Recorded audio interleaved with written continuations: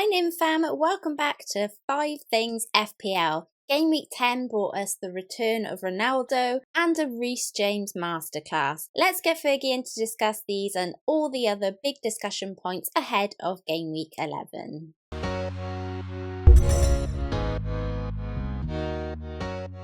Hi Fergie, what's occurring, buddy? How you doing? I am not bad. A disappointing red in Game Week 10, which so it was a bit disappointing. Took Rafinha out for FODEN, didn't quite work out. But, you know, team still looked good. Had to take out Raya this week, which is annoying. But, you know, we look forward. We move, as they say. We move. It's all we can do in we FPL. Move, exactly. So with that in mind, let's get started with our Game Week 11 captaincy options. Of course, I mean, Salah's going to be up there again, isn't he? Another assist to his tally against Brighton. Keep smashing it out of the park. I don't think there'll be many people going differently, but if people were considering a bit of something different this week, who would they go for? I think the only viable alternative, obviously, there's you know, like Vardy against Leeds and maybe something like that, but you know, he's hardly been on form. I think a Chelsea fullback potentially could be a viable alternative this week at home to Burnley. So both Chilwell and James were rested in the Champions League this week. I don't think they came on at all, which is obviously great for their prospects for the weekend. I think with Chilwell, so Tuchel has mentioned in the past about Alonso being taller than Chilwell, and I think he played Alonso against Burnley last year because of his height. So that would be the only reason potentially I would look to go to James. But then you never know with Tuchel, do you? He might just play Aspilicueta in back-to-back games. So yeah, I think you can go from either one. And I think there are viable alternatives to Salah. Although I would say again that Salah's effective ownership this week is gonna be massive. It's probably going to be about 180, 185% again. And those who obviously didn't captain Salah in Game Week 9, will have suffered. And I just think it's going to be another one of those weeks, personally, where it's just safer to put him on him. There'll be more opportunities later on in the season, I think. So, what are your thoughts on captaincy? Yeah, so sticking with Salah, as you said, it's just too scary to go against him, really, with that effective ownership. But if I wanted a bat shizzle pick this week, I'd probably go for Tony. Nothing to do with his form, but just because he's facing Norwich. I did consider it myself on my video this week, and I was kind of umming and ahhing, but I think the fact that he didn't get a little something on the weekend out of the back of that match kind of has put me off it. Otherwise, I may have been more tempted to take a punt on it. But I'm hoping this is his comeback week, really, because I've had him a lot of times this season and he hasn't really done very much for me. So it'd be nice to see him, up amongst it. But actually, whilst we're just here on the captaincy and we're, we have Salah in mind as a kind of perma-captain, how has this changed FPL for us generally, potentially for the next few weeks with having Salah as a perma-captain? It's basically playing the game without captaincy, right?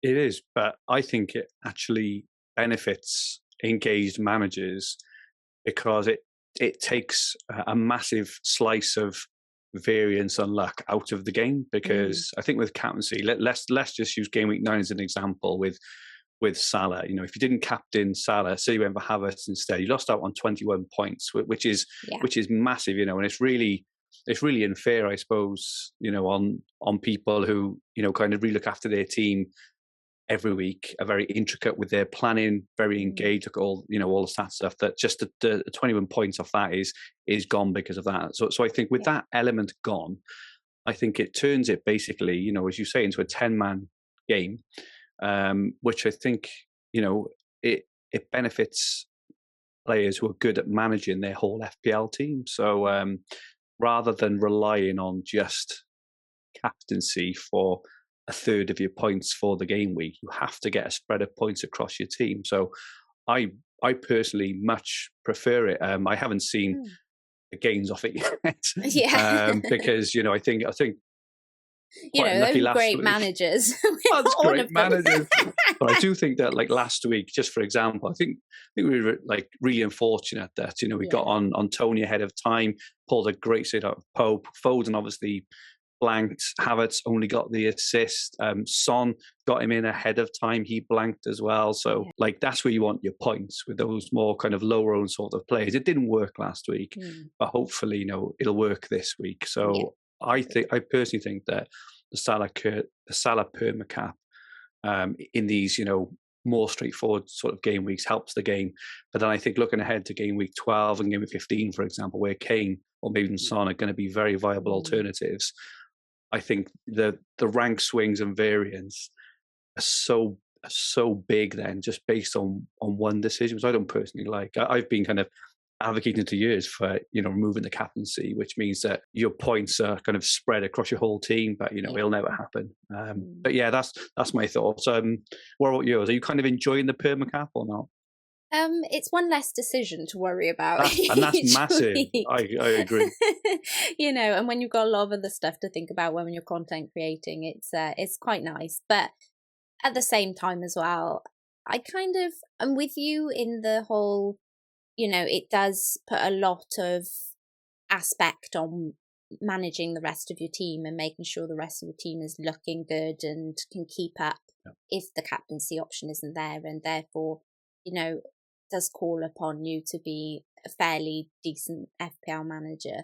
And that's quite interesting, if I'm honest. It's a different way of playing the game. It does take, I guess, a slight element of excitement out of the game, in the fact that there is something quite nice about that feeling that if you're having a bad game week, but you've still got your captain to come, for instance, that there's still a chance it could go well and that you could still turn it around. So, as Salah did for us a few weeks ago. But yeah, I'm kind of on the fence with it. But what I'm most about the whole situation is just really interesting to see how it does, how it goes, whether people like it, whether people dislike it. It's just something that, fascinates me to see more about, really, in that respect. I think because I play the formats as well, where captaincy has never been an option, I think it's kind of playing more, you know, more like that. And you know, and like I say, because I've been probably a bit more successful in other formats than I have FPL, it probably suits my style of play in terms of trying to get points from all over my team rather than just focusing on one key decision every week. So, but yeah, it is interesting. You're right in terms of, you know, we've not really had it before. The dynamic of this, so it is interesting to, you know, to observe people's reactions and thoughts to it. You're right. Yeah. Okay, well, let's move on to our second discussion point. And this week, the sacking of Nuno for Spurs has thrown up a lot of excitement in the FPL community. Conte being appointed, so that's a brilliant signing for you guys. Unbelievable. I know. I know it's likely a bit soon to say, but should we seriously be considering a way to double up on Spurs now for these tasty run of fixtures, or should we wait and see? So I think it's team dependent. I think it's rank dependent, and I think it's risk appetite dependent. So when I play fantasy football, I always look for opportunities for big rank jumps, like really positive opportunities. And you know, I think you know, I generally play a safe-ish game in kind of, you know, captaining the most captain player and owning the highest owned players if I think they're good options. So, you know, players like Trent and Salah and Antonio, all these kind of players. But then I'm always looking for opportunities, as you know, as I did with Havertz a couple of weeks ago, which hasn't worked out, which is fair enough. But I think with Kane and Son, I think there is, again, quite a unique opportunity to get ahead of the curve, right? So they're away to Everton this week, which, you know, Everton have conceded, I think, 7 goals in the last 2. They haven't looked good at all before Spurs embark on this incredible run of, you know, 3 of the next 4 at home, which includes Leeds and Norwich in that time as well. So I just think, you know, in terms of like, a lot of managers moan that the template is the template and, oh, it's so boring to everyone owns the same players. Well, here's your opportunity if you really think that Conte is going to have a big difference. I think he will have I've mentioned all week, Spurs personnel hasn't changed much in the last year or two. Really, their team has broadly stayed roughly the same.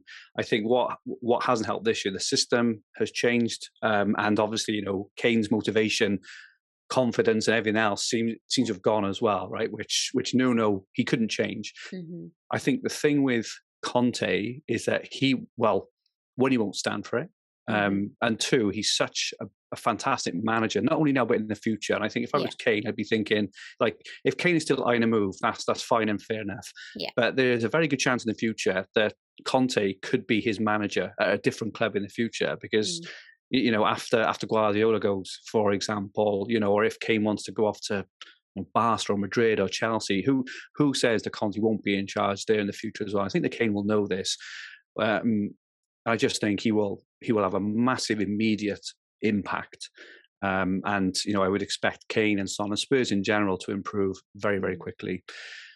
In terms of when we bring them into our team, so looking at the stats and performances so far, I think Son is probably the better option of the two. So I would probably looking to get Son in first. We get to see the Everton game to see how quickly they're going to adapt. I can't see him moving immediately to like this 5-3-2 counter-attacking sort of football immediately. I think he'll look for a game or two. But if you have to do wild card, I think game week 12 now is a fantastic opportunity to get to really get ahead of this curve. I think Kane's ownership last week was like 5%. And we're talking about one of the best assets to ever play the game in Kane as well, with incredible fixtures. I think Son was a bit more like 16, 17%. I'm not sure what they are at this moment. Mm-hmm. But I think, there are not many expensive options that are firing at the moment. There's only Salah, really. Yeah. I would just say it's a big opportunity. Like, I've got Son on my team already. Yeah, I'm not sure if I'll want Kane or if I could afford Kane in game week 12. That's the thing for me, is being able to afford him. I'd have to take like a -8 or something like that, which I don't really want to do, and take out Antonio as well. And this is why I think it's team dependent. Yeah. But yeah, I think if you're after something to really give you a shot up the ranks. Could you ask for anything more than a resurgent Son and Kane, low-owned Son and Kane, with a brand new world-class manager, with the best fixture run you could hope for? I'm not sure you could ask for anything more of a perfect storm. Yeah. Sorry, it's a long answer there. What do you think? Absolutely. No, it's an excited Spurs fan. It's fine. It is an excited Spurs fan. It's a bit of a what? Because I know, yeah. I honestly think if the Spurs United result on the weekend had been different, I think the Spurs have beat United 3-0. Yeah. I think Conte would now be at Man United. Agreed. I really do. And so that's one moment in time. It does. It all happens so quickly. It's very strange, hard to take in at the moment, but very excited. Meanwhile, we're pushing on with Arteta. Interesting.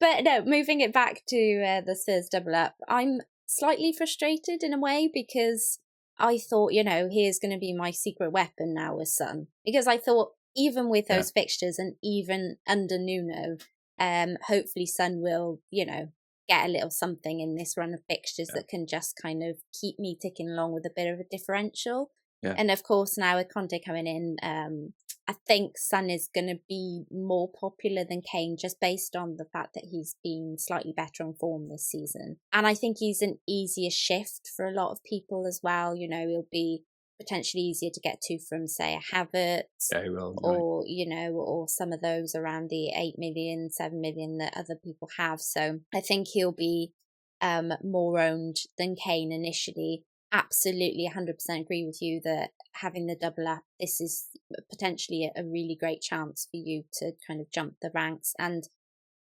annoyed as well that my Raya keeper situation, because I know we've got very similar teams off the back of our wild card, and I know we both went Raya, has kind of now potentially scuppered a very quick plan to Kane. Yeah, so definitely. I'm going to be behind at the curve now should, Kane pop off and I want him. So yeah, frustrating, I think, is I guess what I'd say around the whole situation. But, excited to have Son, and I guess the good thing about all of it, and the positive thing about all of it, is that I do already have him in my team, and so that's at least something. I suppose a -4 or a -8. If we really if Kane looks Yeah. good at Everton. I mean, done it for Ronaldo, right? -8. Exactly. So a -4 or -8 is not the end of the world, especially because Havertz, will have probably run his course in terms of Lukaku will be back. Yeah. Chelsea's fixtures do stiffen a little as well, so maybe need to downgrade a defender or something like along those lines as part of a -8. But the combined Son and Kane ownership for game week 11 will be incredibly low. I think even for game week 12, it'd probably be like 1% of the whole game, I would guess. So it is a risk, and this is why it's down to risk appetite as well. Yeah. But for the kind of player I am, I like to cover the bases. So if it doesn't work out, I'll only have a very small red. But if things do work out, we've got a chance of a massive green, and that's the way I like to play the game. I think you sounded a bit bashes all there. That's my I side know, of the camp there, Fergie. we just haven't managed to hit that big green so far. No, We're quite unlucky with Jota and Havertz and Foden and Tony and Son. We haven't quite managed to hit that big green yet, but I'm sure it's just around the corner. Yeah, let's hoping so anyway. Let's move on to number 3, and as always, it is who, if we had a player this week, who would we ship out? Who's a waste of space? Who don't we want in our team anymore? So who's on your kind of out there list, Fergie, even if you have them or you don't have them? Yeah, I think there's a couple of highly owned players who just haven't been doing it. I think, Everton players haven't been doing it. Damari Gray, I think he's quite highly owned, but I think there are much better options at his price point, namely kind of Smith Rowe and Gallagher, those sorts of players. Another one is Sarr as well. He seems to have gone off the boil. We mentioned this a few weeks ago, I think, but I think they're the two in terms of outside. I don't really think I've got anyone in my team who I want kind of out at the moment, but they're the two I still see kind of in a lot of teams, which is just what it's hard to get excited about them, but also there are fantastic options. Yeah. Alternative options at the price point there. So I think they're the two. Have you spotted any others? Yeah, so obviously we had a couple missing out last week that people owned. So Greenwood missing out, which was, I'm not sure whether that was a rest or whether that, with Rashford back now, whether that's some rotation for him. Jota missing out after that great game week, the game week before. So, if you have him, that's some highs and lows right there, isn't it? And Ings, interestingly enough. Good shout. I think he'll, need some looking at. And of course, Raya, who we both had, will obviously need shifting on if you didn't already do that. What a waste of a transfer. What a waste of a transfer. It's such a shame. Such a shame. So frustrating because it's just a -4 we now have to take. Yeah. And what's interesting is, forward. I think when I went Raya, I was willing to take a punt on the good fixtures and not necessarily on the form, which we're going to discuss a little bit now in our last point. But interestingly enough, having gone there and it having not worked out, even though he didn't play, it's seen me falling back on the side of needing to feel secure again, and so moving back to somebody like Sanchez, which is quite interesting. But we'll move on to number 4. And let's chat a little about who we would get in for game week 11, having a little chat there about Sanchez. Yeah, I think there are a few interesting options, a few kind of lower owned options as well. I think Aubameyang looks, a reasonably good punt over the next 3. For those who are taking out potentially Antonio, I think that Bowen could maybe be a person you could potentially swap with in terms of releasing funds. Not swap in one move, but he's definitely looking good. Smith Rowe at Arsenal, he just keeps on doing it at such an incredible price. I think it's 5.6 now, and amazing price. But there is one player. He's very, very low owned. His next 3 fixtures look really good. Get ready with your notepads, people, because when Fergie brings in the ins, there's usually somebody who does quite well here. So I wish I could get him in this week for these next 3 fixtures. Oh, okay. But I can't really because I need to do the Ryan move and because my midfield is packed. But next 3 fixtures, they're home to Newcastle, they're away to Villa, who have been awful, and they're home to Leeds. So they're 3 fantastic fixtures. So he's playing an out of position midfielder, 6.4 million. He's playing up front in the number 9 role. He got a goal last week against Liverpool. He also had a goal chalked off for offside. He looks incredibly sharp. And Leandro Trossard, I think, has got a really, really good opportunity for some serious points in the next 3 games. So I wish I could get him in for these next 3 because he's got low ownership, massive upside. He's also played 90 minutes the last 8 games. I think last year there was always a thing about maybe he didn't start or maybe he came off early or wherever else. But he played 90 minutes the last 8 games. He's playing up front. And I wish I could get him in. So in some of the other like maybe daily fantasy formats or wherever else, I may take a punt at him in there. Yeah. But yeah, I think if I had a spot in my team, I could get him in. I haven't personally in my team because I've got 5-man midfield. But yeah, I think he's worth a punt for the next 3. Yeah, I think my one would be Zaha or Gallagher because I was seriously considering Gaeta for that keeper spot just because of how great their fixtures now become, Crystal Palace's. So I think one of those 2 could potentially become a serious, option moving forward as well. And I guess Gallagher gives you more for your money potentially, but, Zaha getting that goal last week, he's very much a kind of confidence player, and that will have done a lot for his confidence. So I think potentially he could end up kind of being back amongst the points again. Okay, let's move on to our 5th discussion point. So we have United and Spurs about to hit a good fixture swing, and Chelsea with a few more difficult fixtures ahead. I thought it'd be good for us to have a more broader discussion, as I just touched upon there with the keeper, on form versus fixtures. So what's your kind of general thoughts on that, Fergi? I'm generally a fixtures person, but I think it's probably because I believe as well that fixtures bring form. Yeah. If we go back to last year, and I remember actually I came on the Wildcats pod toward like kind of mid to back end of last season. I think it was like game week 28. And we were talking about wildcarding in 31, and I was like, I'm tripling up on Liverpool. And you were all like, are you mad? Are you mad? Because Liverpool were absolutely dire. Yeah. But their fixtures from 31 all the way through to the end of the season were absolutely amazing. And they're the kind of team that, can just change it up and score loads of points. And so this is what I'm thinking about ahead of this game ahead of this swing now with Spurs, in terms of everything aligning. And looking for opportunities for those form to bring fixtures. I think there are players, like Antonio is probably a good example actually of that. I don't think it matters what fixtures he's really got. He's just there all the time. Salah, it doesn't matter what fixtures he's got, and so in terms of form, I think there are exceptions.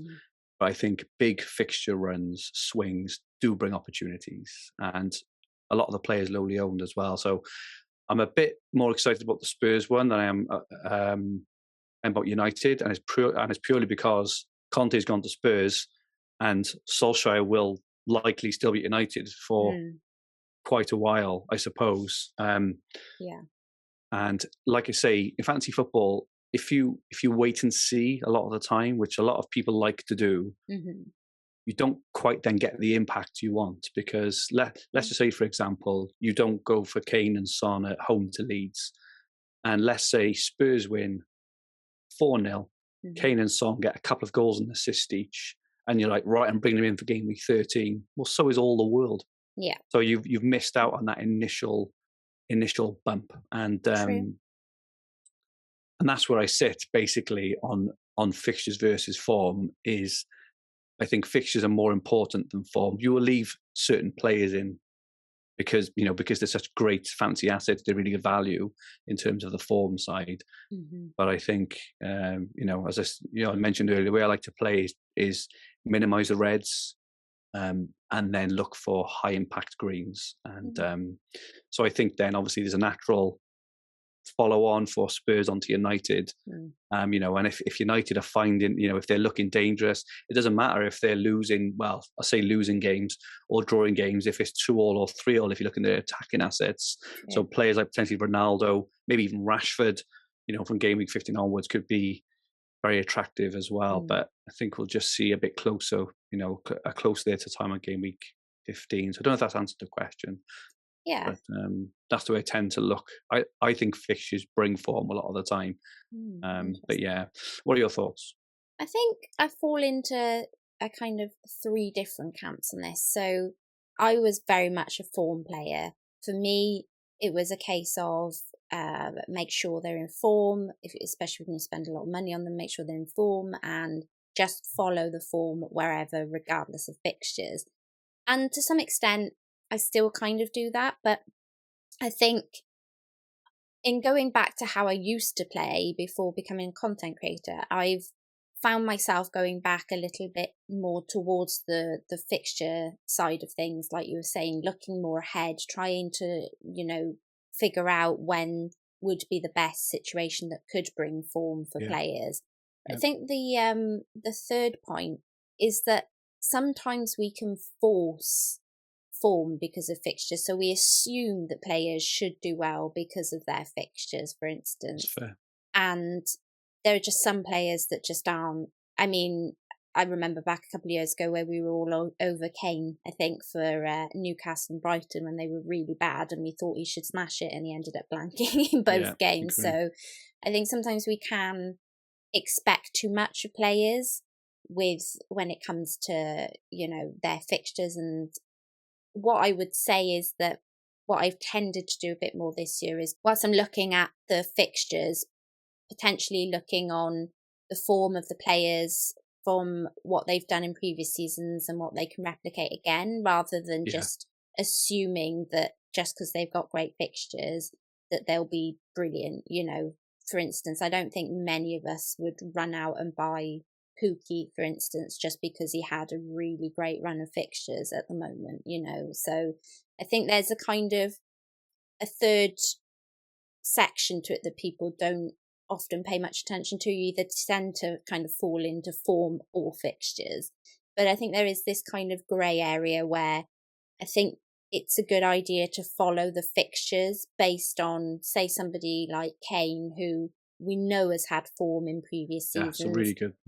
And can bring that form again, as opposed to just going randomly with somebody, I guess, like for myself, I was really considering McCarthy for his run of fixtures in that goalkeeper spot. And to be honest, in the Bachelor's in me really wanted to go for it based on his form this season and just, based on the fixtures. But then looking back on previous seasons and realising he's been rotated in the past and, a bit like Arsenal, Southampton's defence can just turn on a coin toss pretty much, whether, they continue to do well or not.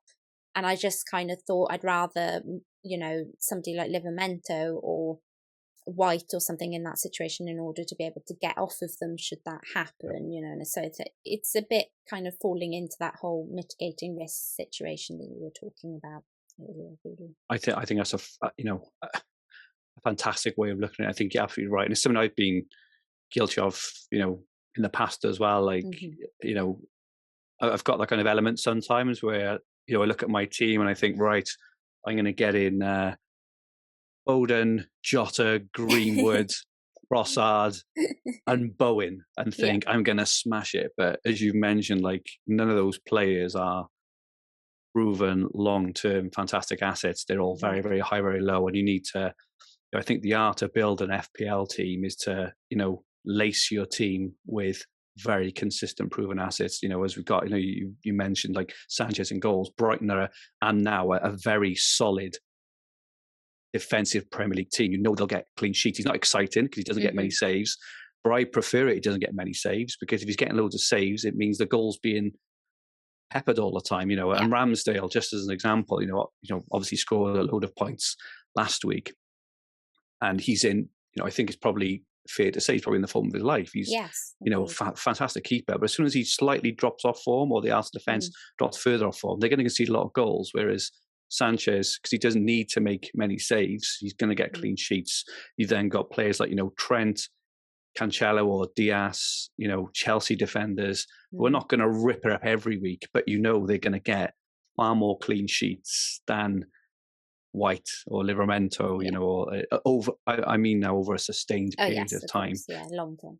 Players like Salah, these real hard and proven assets, and then you can afford then to play on the edges with your team to get in these exciting options, can't we? Like FODEN and Trossard potentially, or Aubameyang, or whoever else. So I think that's definitely. I think what you said with that third camp, it makes absolute sense. And while you may not see really big greens every week, which is obviously what we're after, I think you'll find that this is how the best players play the game. In terms of they'll grind their way to high ranks every single season by playing this specific way. So really good insight there, Nim, I think. Yeah, I just I think I've always been, it has to be black or white.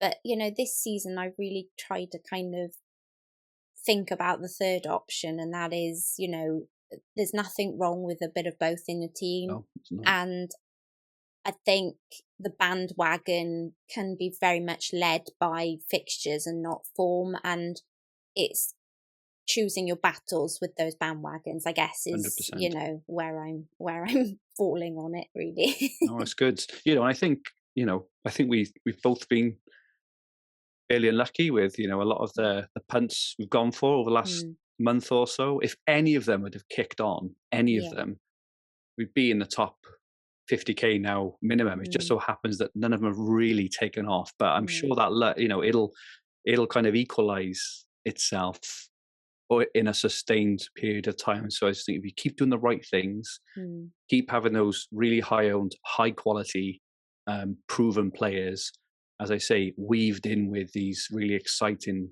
players, I'm sure soon it'll kick on and we can get that game week that we just can't seem to have at the moment. That one where you go, I've smashed it. Yeah. Well, hopefully soon. And hopefully with all soon. Of that exciting soonness and an international break around the corner, that is our 5 things for Game Week 11. Have an amazing game week. I don't think we'll be back next week, but we'll probably be back in the second week of international break to lead you into Game Week 12. Let us know your thoughts in the comments below. We love to hear from you. You can also find a link to Fergie's Twitter page there in the description below. If you've enjoyed the video, then please do like, share and subscribe. So it's a goodbye from me from now and a goodbye from Fergie.